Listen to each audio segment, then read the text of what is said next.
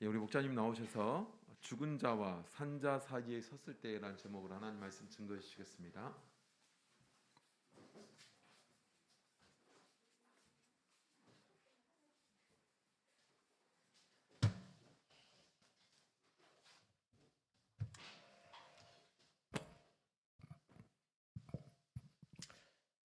할렐루야. 예수 그리스도 이름으로 하나님 말씀 증거하겠습니다. 우리 다 같이 하나님 말씀 민수기 16장 40절부터 51절까지 말씀을 같이 찾겠습니다. 민수기 16장 41절에서 50절입니다.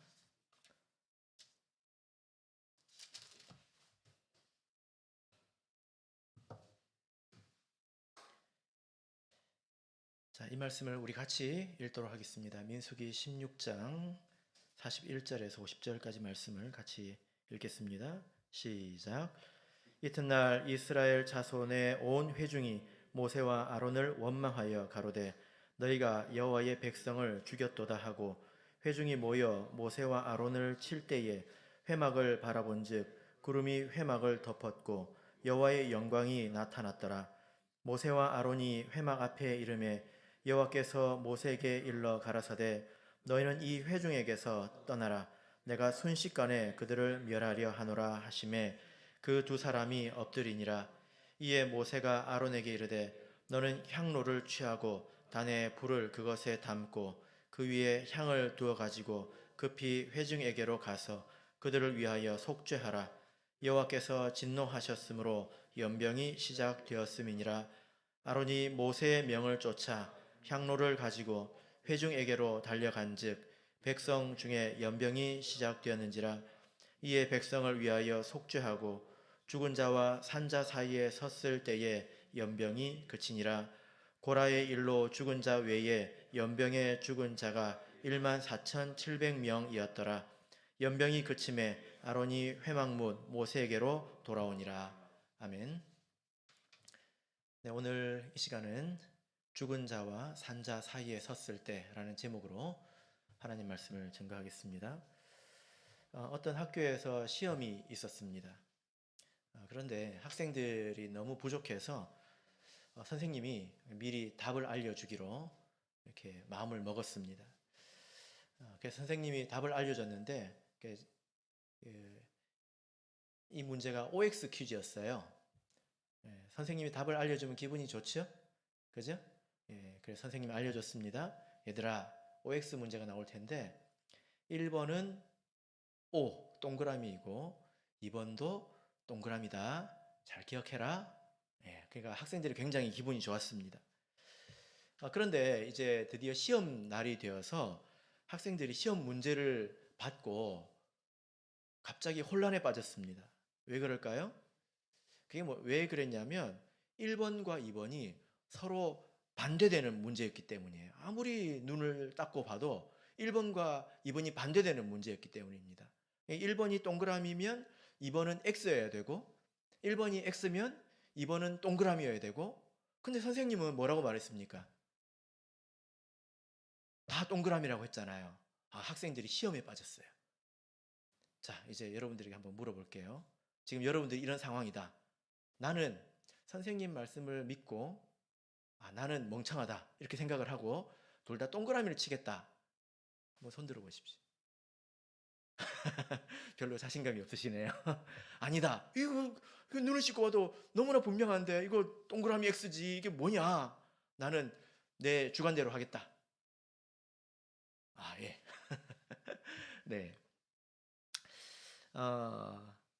이런 일이 있죠. 그죠? 이런 일이 있습니다.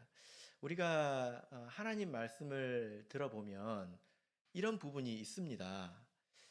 예를 들어서 하나 제가 말씀드려보자면 여러분 하나님은 걱정하실까요? 하나님 걱정하실까요? 안 하실까요? 1번 하나님은 걱정하신다. 2번 하나님은 걱정 안 하신다. 1번, 2번이에요. 동그라미 X. 1번 동그라미 2번 동그라미. 그러면 안 되잖아요. 안 되잖아요. 예. 이게 무슨 문제냐면 하나님은 완전하시기 때문에 이미 모든 것을 다 아시기 때문에 하나님께서는 걱정하시지 않습니다. 이 사람이 어떤 고난을 당하는 것 같아도 그러나 그 이후에 어떻게 될 것을 이미 다 아시기 때문에 걱정하시지 않습니다. 걱정한다는 것은 불완전하다는 거예요. 사람이 불완전하니까 걱정하지 않습니까? 근심하지 않습니까? 그런데 또 다른 관점에서 보자면 하나님은 우리를 완전히 사랑하시기 때문에 또 걱정하십니다. 여러분, 근심이 없는 사랑이 사랑일까요? 사랑하는데, 내가 자녀를 사랑하는데 자녀를 바라볼 때 근심이 되지 않는다. 이게 사랑일까요? 이건 사랑이 아니지요. 그죠? 그래서 이런 문제를 이율배반이라고 이렇게 보통 이야기를 하는데요. 서로 이렇게 충돌합니다. 근데 우리는 이 충돌하는 것을 받아들일 수밖에 없어요. 그죠? 이게 우리의 믿음이거든요. 이게 사람의 한계이고 사람은 그것을 받아들일 수밖에 없습니다. 사람이 이성으로 그것을 해결할 수가 없습니다. 이게 사람의 한계입니다. 우리가 신앙생활을 할 때 이런 문제를 잘 해결해야 되거든요. 우리가 처한 상황에도 이런 문제가 있습니다. 여러분 한번 생각해 보십시오. 하나님께서 이스라엘 백성을 애굽 땅에서 건져내셨어요. 그래가지고 그 애굽 땅에서 건져내가지고 그 사람들 다 어떻게 됐습니까? 20살 이상으로는 어떻게 됐습니까? 광에서 다 죽었잖아요. 그죠? 하나님이 그걸 알았을까요? 몰랐을까요? 아셨지요? 그럼 왜 건져내셨습니까? 여러분 이걸 이해할 수 있습니까? 광야에서 죽을 텐데 어차피 죽을 텐데 죄 지어가지고 왜 건져내셨습니까? 이런 것을 사람이 해결할 방법이 없다는 거예요. 그리고 이런 문제가 우리 삶에도 있다는 것을 우리가 알아야 합니다. 이것을 잘 해결을 해야 되죠. 이때 우리의 바람직한 태도는 무엇일까요? 나는 머리가 별로 안 좋다. 이게 바람직한 태도죠. 시험 칠 때 선생님 말씀을 완전히 믿든지 아니면 완전히 똑똑하든지 이러면 100점인데 어중간하게 똑똑하면 틀리는 거예요. 그죠? 예. 자, 오늘 본문을 보면 이스라엘 백성이 이렇게 광야에서 징계를 받아서 죽는 장면입니다.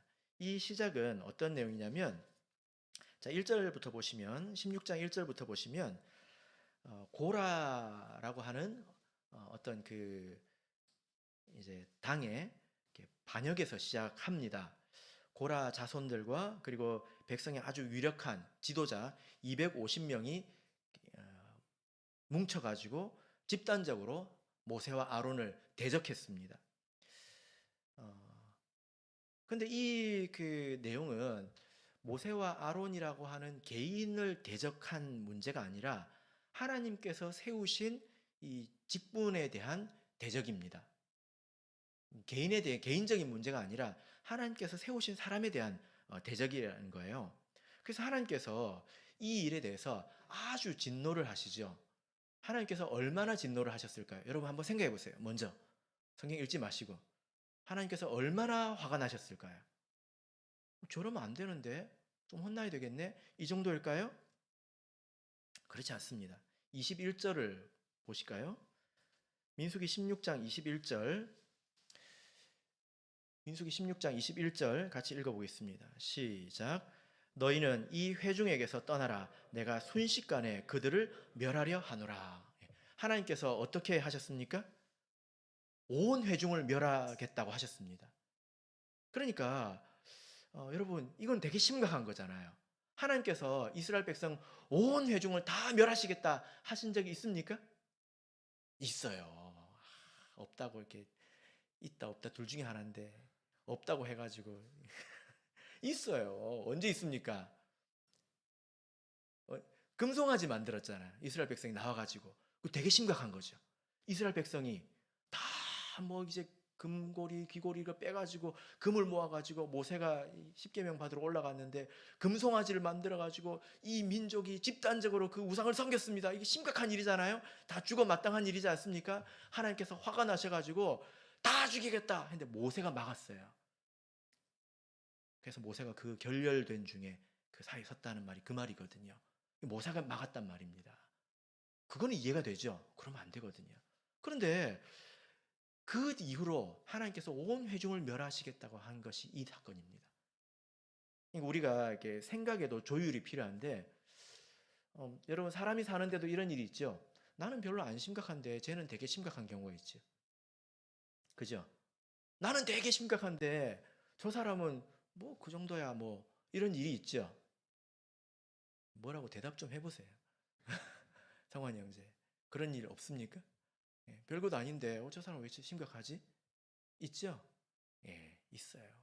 그러니까 하나님과 우리 사이에도 그런 문제가 있다는 것입니다. 그럼 우리가 하나님께 생각을 맞춰야 되겠죠? 이 문제는 하나님이 온 회중을 멸하실 정도로 심각한 문제라는 겁니다. 근데 사람들은 보통 그렇게 잘 생각하지 않아요. 가볍게 생각을 합니다. 그냥 뉘우치면 되는 문제 정도로 생각을 하지요.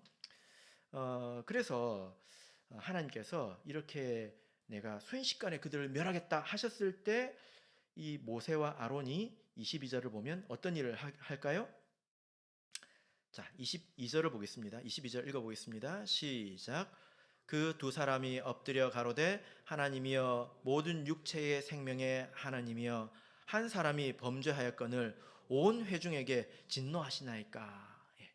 자, 여기서 모세와 아론이 여호와 앞에 엎드립니다. 그리고 누구한테 말합니까? 하나님에게 말하죠. 그죠? 그래서 하나님께서 이 모세의 기도를 들으시고 그 뜻을 돌이키십니다. 그래서 어떻게 처벌하실까요? 35절을 보겠습니다. 하나님께서 온 회중을 멸하시려는 뜻을 철회하시고 35절을 보시면 여호와께로서 불이 나와서 분향하는 250인을 소멸하였더라. 그 앞장섰던 백성의 지도자 250명을 소멸하는 것으로 하나님께서 이제 마무리하셨습니다. 그런데 이 일로 인해서 백성의 지도자들이 250명이 죽은 거지 않습니까? 이 일로 인해서 일어난 사건이 바로 오늘 본문의 내용입니다. 그래서 어떤 일이 생겼을까요? 참 이스라엘 백성이 간이 배밖에 나온 것 같습니다.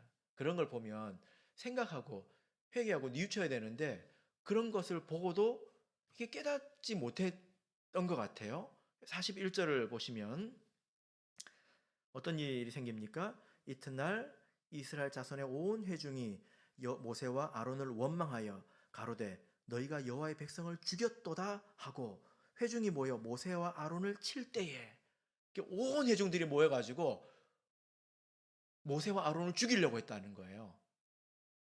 모세와 아론이 그 250명을 죽였습니까? 하나님이 심판했지 않습니까? 백성이 이렇게 깨닫기가 둔했다는 것입니다.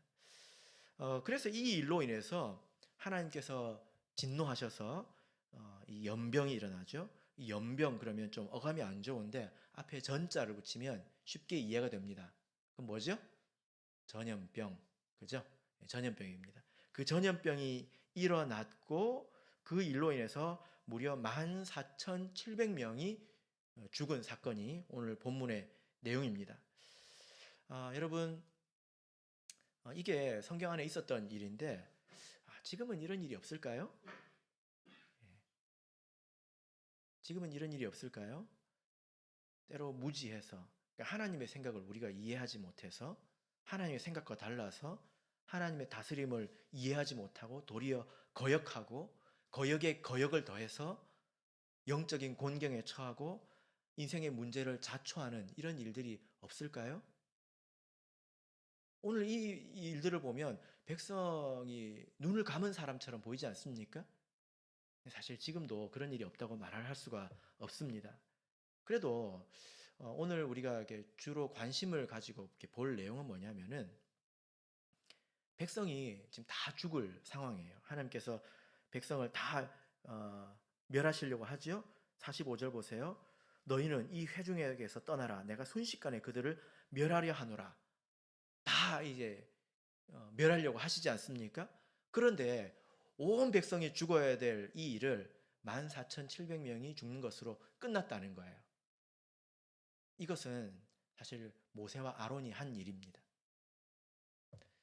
그래서 모세와 아론이 어떻게 이렇게 영적인 위기를 넘길 수 있었는가에 대해서 우리가 좀 살펴보려고 합니다.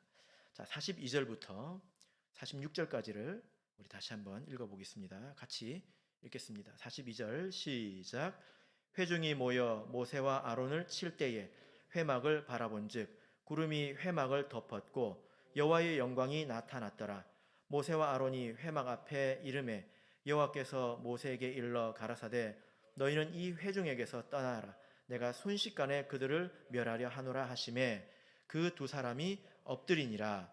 이에 모세가 아론에게 이르되 너는 향로를 취하고 단에 불을 그것에 담고 그 위에 향을 두어 가지고 급히 회중에게로 가서 그들을 위하여 속죄하라.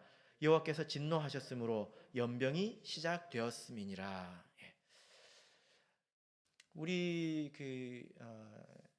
신앙이 성장한다, 또 우리가 신앙이 성숙했다라는 것은 어떤 시간이 더해지고 또 횟수가 더해지는 것만으로 우리가 설명할 수가 없습니다. 신앙의 초보 때는 안식일만 오던 사람이 저녁 예배에 온다. 그러면 신앙이 성장했다고 말할 수 있죠. 그죠? 근데 교회에서 하는 모든 것을 다 하고도 우리가 다 성장했다고 말할 수가 없습니다. 이런 면을 우리가 배워야 되는데 우리가 이 사건을 통해서 한 가지 의문을 가져야 될 내용이 뭐냐면 모세는 전염병이 시작된 것을 어떻게 알았을까요?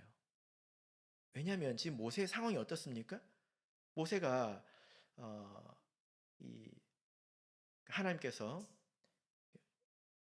이스라엘 백성이 모세와 아론을 이렇게 치려고 할 때에 회막에서 구름이 일어나니까 사람들이 우왕좌왕하겠죠. 그래서 모세와 아론이 회막에 가서 요 앞에서 엎드렸습니다. 그죠?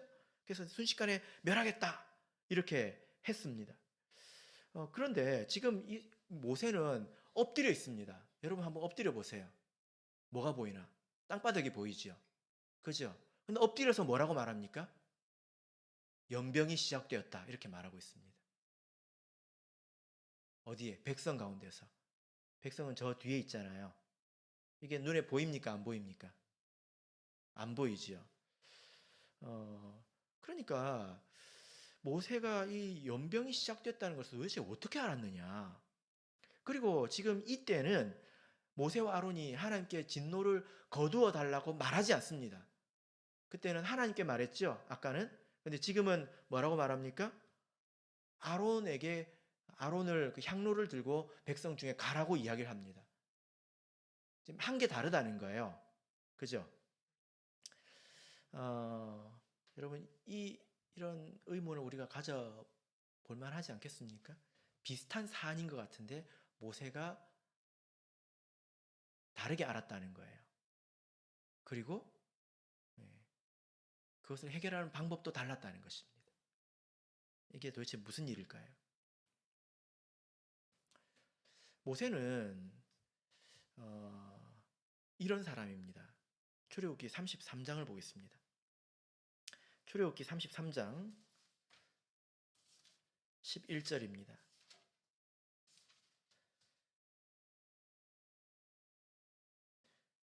출애굽기 33장 11절. 자, 같이 읽겠습니다. 시작. 사람이 그 친구와 이야기함과 같이 여호와께서는 모세와 대면하여 말씀하시며 모세는 진으로 돌아오나 됐습니다. 여기 보면 사람이 그 친구를 대하는 것처럼 하나님께서 모세를 그렇게 대해줬다 이렇게 말하고 있죠. 우리가 어제 이 말씀을 듣지 않았습니까? 모세와 하나님의 관계는 친구와 같다는 거예요. 주인과 종의 관계는 지시하고 명령하는 관계지만 친구는 서로 상의하는 관계지 않습니까? 서로의 마음을 잘 이해하고 있다는 거예요. 이것이 이제 모세의 영성입니다. 그러니까 모세는 하나님을 너무나 잘 알았기 때문에 하나님께서 저렇게 말씀하실 때에 보이지 않는 곳에서 어떤 일이 일어날지, 하나님께서 무엇을 행하실지 알았다는 거예요. 이 말을 이해하시겠습니까? 하나님께서 어떻게 행하실 것이라는 것을 하나님을 알았기 때문에 어떻게 행할 거라는 것을 알았다는 거예요. 이게 사실 크게 어려운 이야기는 아닙니다. 이제 부모와 자식 사이에도 이런 일이 있는데요. 자녀들이 잘하는 게 뭡니까? 부모에 대해서 그 자녀들이 본능적으로 잘하는 게 뭐냐면은 그 전문 용어로 간을 본다고 하죠. 견적을 낸다고 하지 않습니까? 무슨 말인지 아시겠습니까? 어, 우리 아빠가 어디까지 참아주나 하고 갈 때까지 가봅니다. 그런 걸 이제 간을 본다고 하잖아요. 여러분들 잘하는 거. 네. 그래서 이렇게 우리 아빠는 여기까지, 또 엄마는 여기까지. 그냥 엄마 있을 때하고 아빠 있을 때하고 행동이 다르잖아요. 본능적이거든요. 부모를 아는 것입니다. 근데 예를 들어 그 아이가 아빠가 굉장히 아끼는 무슨 이제 도자기 같은 걸 예를 들어 깼다고 한번 해보십시오. 그러면 이 아이는 순식간에 예언자가 됩니다. 뭐라고 합니까? 오늘 저녁에 아빠가 오면 나는 죽을 것이다 하고 예언을 하죠. 이건 무슨 계시를 받아서 예언을 하는 게 아니라 상황을 알고 아버지를 알기 때문에 결과를 아는 것입니다. 그러면 그렇게 돼요, 안 돼요? 비슷하게 되죠. 그죠? 모세는 하나님을 이렇게 알았기 때문에 이런 상황이 일어났다. 상황을 이해하고 있습니다. 지금 이런 상황이 어떤 상황인가? 그리고 하나님은 어떤 분인가? 알았기 때문에 땅을 보면서도 뒤에서 어떤 일이 일어날지 알았던 것입니다. 이게 모세의 영적인 성숙이라는 거예요. 그래서 우리가 성경을 이렇게 보면 하나님과 친밀한 자들, 하나님을 잘 아는 자들은 이렇게 비밀스럽게 무엇을 깨닫는 것을 우리가 볼 수 있습니다. 자, 요한복음 21장을 보겠습니다. 요한복음 21장 1절을 보겠습니다.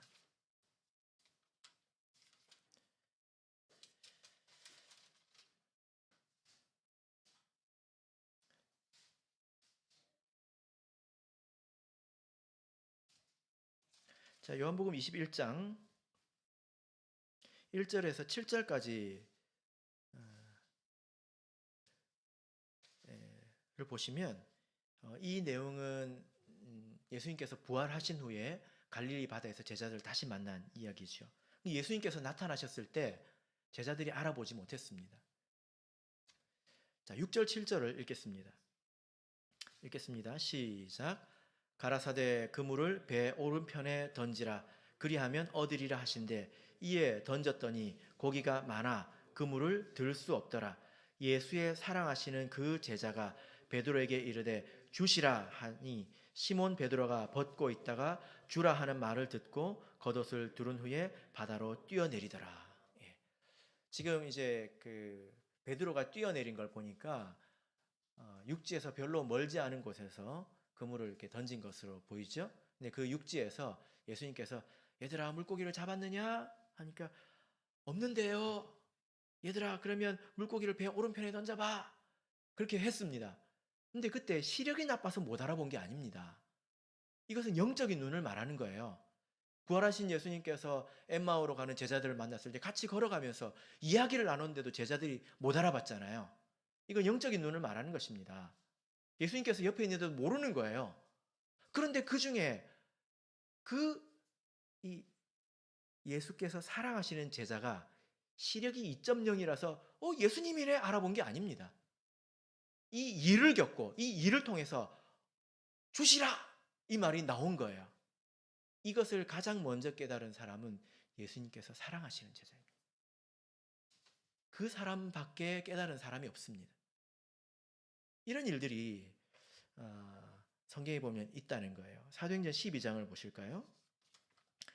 사도행전 12장을 보시면 이상한 일이 있는데 자, 사도행전 12장 1절 2절을 보겠습니다. 사도행전 12장 1절 2절 읽겠습니다. 시작. 그때에 헤롯 왕이 손을 들어 교회 중 몇 사람을 해하려 하니 요한의 형제 야고보를 칼로 죽이니. 예. 자, 여기 보면 이 야고보 사도가 순교한 이야기가 나오죠. 그 이후에 헤롯이 베드로도 감옥에 가두게 됩니다. 근데 이 내용을 우리가 쭉 읽어보면 베드로는 나중에 살아나지 않습니까? 그죠? 예, 살아나거든요. 베드로는 왜 야고보는 죽고 베드로는 살았을까요? 우리가 이 내용을 보고 성도들이 열심히 기도해서 살았다고 그러면 안 됩니다. 베드로가 기도해서 살았다고 하면 안 됩니다. 왜냐하면 여기서 보면 베드로는 깊이 잠들었거든요. 아예 포기하고 잠들었던 것 같습니다. 그래서 천사가 와가지고 발로 이렇게 발로? 예, 뭘로는지 모르겠지만 옆구리를 쳐서 깨웠지 않습니까? 깊이 잠들었다는 거거든요. 그리고 성도들이 기도했지만 이 사람들이 믿음을 가지고 기도했습니까?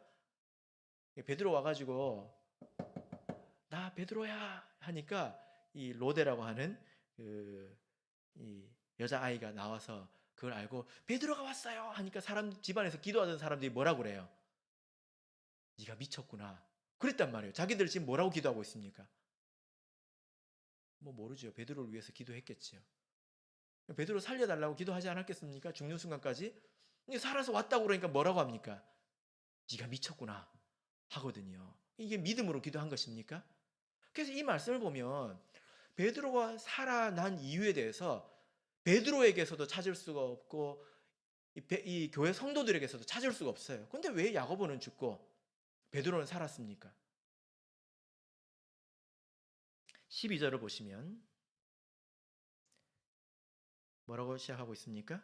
12절 보면 깨닫고 베드로가 깨달았다는 것입니다. 아 하고 깨달았다는 것입니다. 왜 야고보는 죽을 수밖에 없었고 나는 살게 되었는지 알았습니다. 여러분 헤롯의 힘이 강해서 베드로가 죽은 게 아닙니다. 이 사건 이후에 바로 헤롯이 죽습니다. 왜 죽습니까? 20절부터 보면 백성들이 와 헤롯 막 헤롯이여 하니까 이 헤롯이 영광을 자기가 받았습니다. 아, 그래 이렇게 자기가 받았어요. 그것 때문에 하나님께서 헤롯에게 이제 여기 보면 충이 먹어 죽으니라 벌레로 인해서 죽었다고 말하고 있죠. 한번 생각해 보세요. 여러분 생각할 때 뭐가 더 큰 죄입니까? 교회의 사도를 죽인 것, 죄도 없이 죽인 게 큰 죄입니까? 아니면 자기가 백성의 영광을 받은 게 큰 죄입니까? 사도 죽인 것도 큰 죄잖아요. 하나님께서는 그때는 아무 일도 안 하셨어요. 그러니까 이 지금 모든 일들이 사실은 하나님의 손에 의해서 일어났다는 것을 이 말씀이 보여주고 있다는 거예요. 그래서 베드로가 아 하고 깨달았습니다. 깨달아서 베드로가 한 일이 뭘까요? 17절을 보겠습니다. 17절 자 같이 읽어보겠습니다. 시작. 베드로가 저희에게 손짓하여 종용하게 하고 주께서 자기를 이끌어 옥에서 나오게 하던 일을 말하고 또 야고보와 형제들에게 이 말을 전하라 하고 떠나 다른 곳으로 가니라. 깨닫고 한 일이 무엇입니까? 다른 곳으로 간 일이죠. 베드로가 깨달은 게 뭡니까? 하나님 예수님께서 너희들은 예루살렘과 온 유대와 사마리아와 땅 끝까지 이르러 내 복음을 전하라. 떠나라고 했거든요.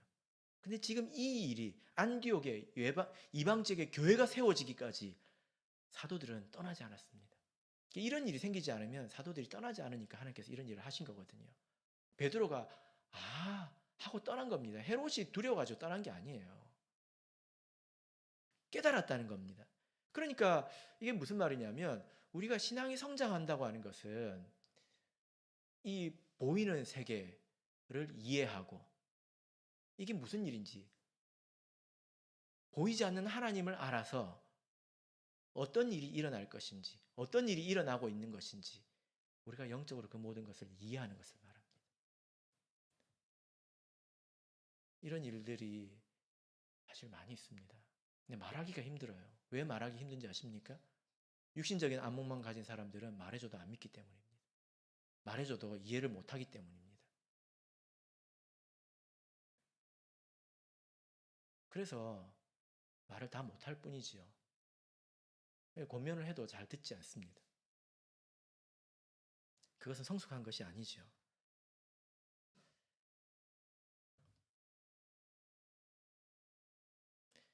자, 이제 오늘 본문의 말씀으로 돌아가겠습니다. 이제 모세는 영적으로 눈을 떴다는 것입니다. 자, 이제 본문 민수기 16장 46절부터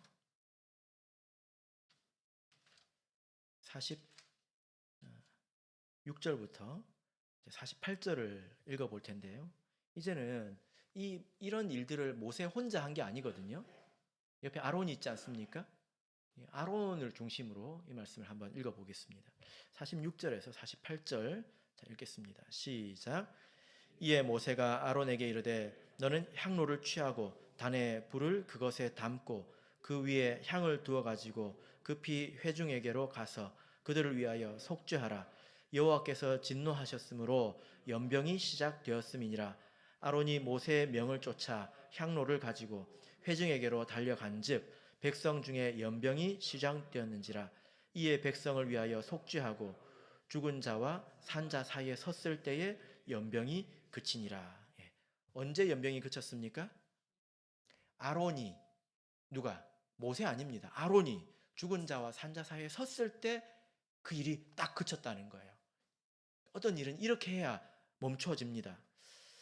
모세가 이런 일을 영적으로 판단을 하고 향로를 가지고 단에 불을 담아서 연병이 퍼지는 곳으로 가라고 아론에게 지시했습니다. 근데 이때 놀라운 것은 모세도 참 놀랍죠. 보이지 않는 것을 보니까 놀랍죠. 근데 아론도 정말 놀랍습니다. 아론은 이 일에 대해서 모세에게 하나도 묻지 않습니다. 연병이 진짜 있는지 없는지 어떻게 알아요? 일체 따지지 않습니다. 아론은 모세를 믿었단 말이에요. 아론이 하나님의 일꾼이지 않습니까? 당연히 하나님을 믿고 하나님께 순종해야지요. 근데 그런 믿음이 어떻게 드러났느냐? 모세를 믿고 모세에게 순종한 것으로 드러났다는 거예요. 이 두 사람 사이에 신뢰가 있었다는 것입니다. 만약 여기서 묻고 따지기 시작했다면 어떤 일이 생깁니까? 계속 죽는 거거든요. 지금 보세요. 모세가 연병이 시작됐다. 불 담아서 가라 해서 바로 갔는데 14,700명이 죽었습니다. 근데 아론이 한번 따지기 시작했다고 한번 생각해 보세요. 어떤 일이 생겼겠습니까? 한 14만 7천 명이 죽지 않았을까요? 따지기 시작했다면? 어떻게 알았어? 진짜야? 꼭 그래야 돼? 예. 그리고 여러분, 모세가 형님입니까? 아론이 형님입니까? 아론이 형님이잖아요. 예? 야, 내가 형님인데 왜 나보고 가라고 그래? 네가 가야지.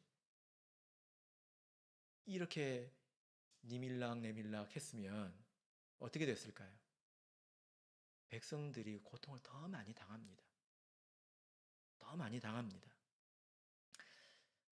이것을 믿고 그것을 모세를 믿고 그리고 그 일을 행할 수 있었던 아론이 정말 대단한 사람이에요. 여러분 아까 우리가 요한복음을 읽었죠? 주시라! 한 사람은 누구였습니까? 성경에 요한이라고 안 나와 있어요. 주께서 사랑하시는 그 제자입니다. 근데 예수님에게 뛰어간 사람은 누구입니까? 예? 베드로죠? 제가 아까 성경을 읽었지만 여러분이 제대로 읽으셨는지 질문을 해볼게요. 자, 1번. 요한이 주시라 하니까 진짜 주시네? 하고 뛰어갔다. 2번. 주시라 하니까 그 말을 듣고 옷을 벗고 뛰어갔다. 1번 아니면 2번인데 이 두 개 중에 하나에서 틀리면 더 부끄럽거든요. 1번일까요? 2번일까요? 예, 분위기상 지수자매 1번일까요? 2번일까요? 예, 맞습니다. 2번. 나중에 요한복음 다시 읽어보세요. 베드로가 쳐다봤다고 하지 않습니다. 그 사랑하시는 제자가 주시라는 말을 듣고 갑니다. 그 사이에 뭐가 있었다는 겁니까? 믿음이 있었다는 거예요. 신뢰가 있었다는 거예요.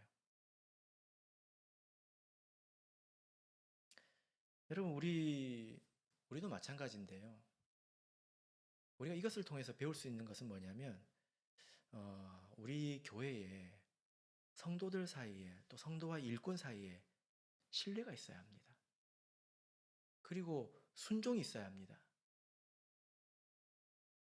세상에 교회에서 제일 위험한 사람이 나는 하나님을 믿는다 하는 사람이 제일 위험할 수 있어요. 그 말 뜻이 뭔지 아십니까? 나는 하나님을 믿는다. 그 말 뜻이 뭡니까? 내 마음대로 하겠다는 거거든요. 내 마음대로. 내가 믿는 하나님의 뜻대로 하겠다는 것입니다. 그게 교회에서 제일 위험해요. 아론이 누구 믿었습니까? 하나님 믿죠? 근데 누구 말 들었습니까? 모세 말 들었습니다. 베드로는 누구 말 들었습니까? 주께서 사랑하시는 그 제자의 말을 들었어요. 이게 맞습니다. 이게 맞다는 말이에요.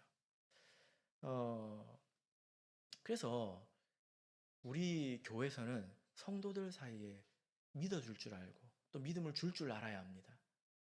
그래서 성도 사이에, 성도와 일꾼 사이에 이런 신뢰관계가 형성이 돼 있어야 합니다. 그런 노력을 많이 해야 합니다. 이게 신앙의 성숙이에요. 나는 모르겠고 나는 하나님 믿을래. 이 말이 얼마나 위험하고 무지한 말인지 몰라요. 자기 마음대로 하겠다는 뜻밖에는 안 되지요. 우리가 때로는 지금 여기 보면 이 일에 대해서 왜 연병이 일어난지 모세가 설명할 수 있겠습니까, 여러분? 그런 일에 대해서 왜 그렇게 판단이 되었는지 설명할 수 있습니까?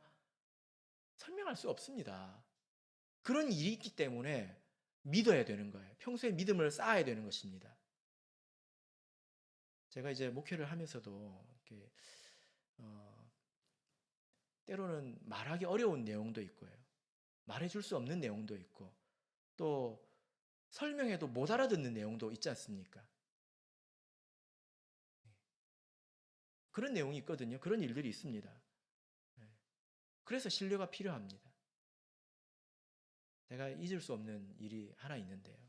여러분 같으면 이렇게 할 수 있는지 한번 생각해 보십시오.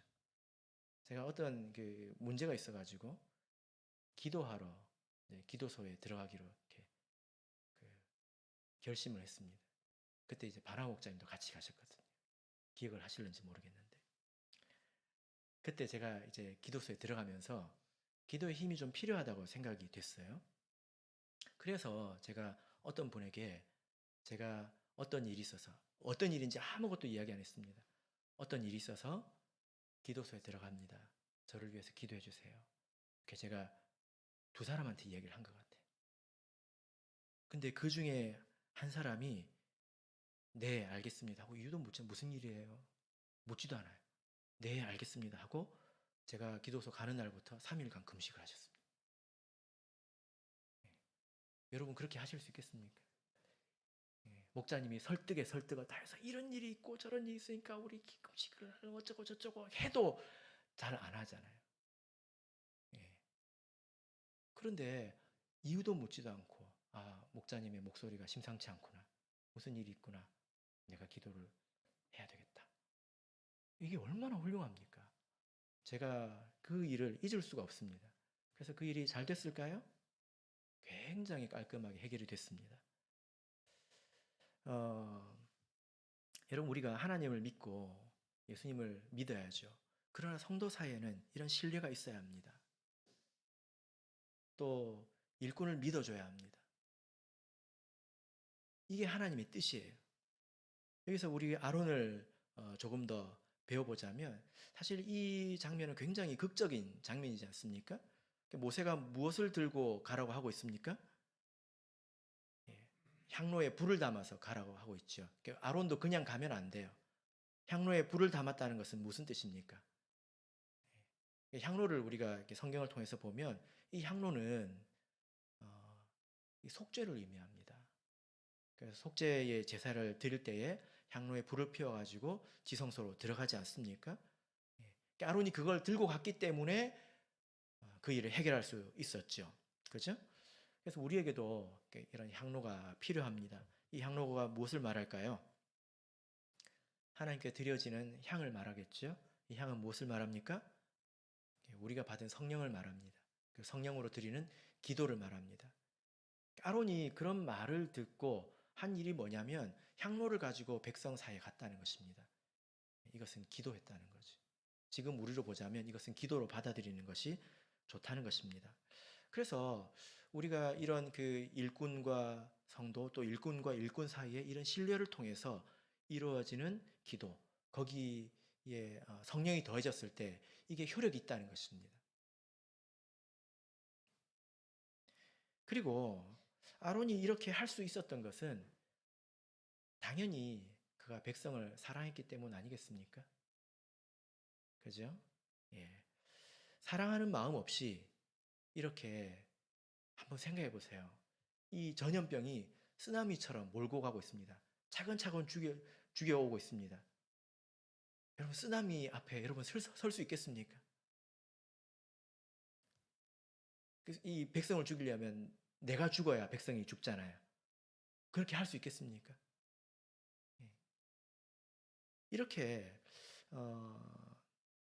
아론이 백성을 사랑하는 마음, 내가 저주를 막겠다, 그런 마음이 있었기 때문에 이런 일을 행할 수 있었다는 것입니다. 아론이 정말 이렇게 마음이 급했을 거예요.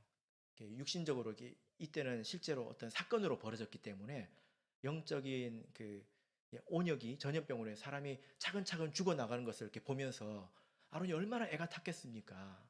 그죠? 그러면 지금은 여러분들은 그 항로를 들고 어디로 가시겠습니까? 죽은 자와 산자 사이가 지금 어디입니까? 거기를 봐야 가죠. 거기가 어딘 줄도 모르는데 어떻게 가겠습니까? 지금의 이제 온역은 영적인 온역입니다. 그래서 우리가 이것을 보는데도 안목이 필요하지요. 그래서 보면 아니 나보다 잘 먹고 잘 사는데 뭐가 불쌍해? 이런 생각이 들면 이게 눈을 감은 것입니다. 영적으로. 그죠? 영적인 온역이 무엇입니까? 성경에서 온역은 생각을 말하거든요. 전염병은 생각을 말합니다. 전염병이 퍼지는 그 매개가 뭐죠? 사람이잖아요. 전염병 때 제일 위험한 게 뭡니까? 사람이잖아요. 온역이라고 하는 것은 잘못된 생각, 사상, 비진리, 이런 것들은 무엇을 통해서 퍼집니까? 이것도 사람을 통해서 퍼지는 거예요. 그리고 이게 퍼진다고 해서 줄어들지 않습니다.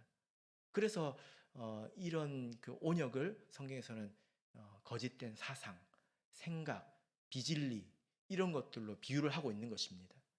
사람 머릿속에, 여러분, 코로나 바이러스 요즘 무섭죠? 코로나 바이러스 몸으로 오면 여러 가지 문제가 생기지 않습니까? 근데 이 생각이 사실은 더 위험해요. 잘못된 생각, 이런 잘못된 사상의 바이러스가 머릿속으로 들어가게 되면 그 사람의 인생 자체가 꼬이게 됩니다. 병들게 되죠. 바르게 잘 먹고 잘 사는 것 같아도 실상은 그렇지 않습니다. 우리가 어디로 가야 합니까? 그리로 가야죠. 그죠? 그런 사람들을 위해서 우리가 기도할 수 있어야 합니다. 말씀의 결론 맺겠습니다. 우리 신앙의 성장, 성숙이라고 하는 것은 여러 가지 면에서 다양하게 드러나지만 오늘 이 말씀을 통해서 봤을 때 우리 신앙의 성장은 영적인 안목에서 드러나기도 합니다. 그리고 서로 믿을 수 있는 것에서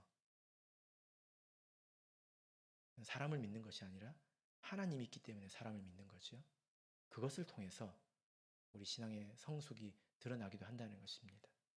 바로 얻기는 우리 모든 의정부교회 성도님들께서 이런 영적인 안목을 가지시고 그리고 서로 믿음으로 화합해서 하나님을 섬겨 나가시기를 예수 그리스도 이름으로 축복합니다.